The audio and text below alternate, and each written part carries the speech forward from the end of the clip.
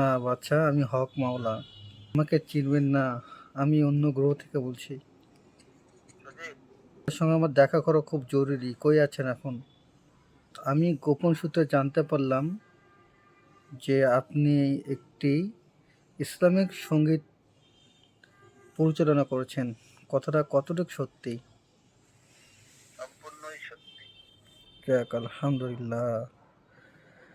তারপর আপনি কাকে অনুসরণ করছেন এখন? আপনার নেতা কে?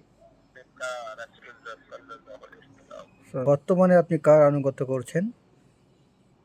আল্লাহর। তারপর আল্লাহর।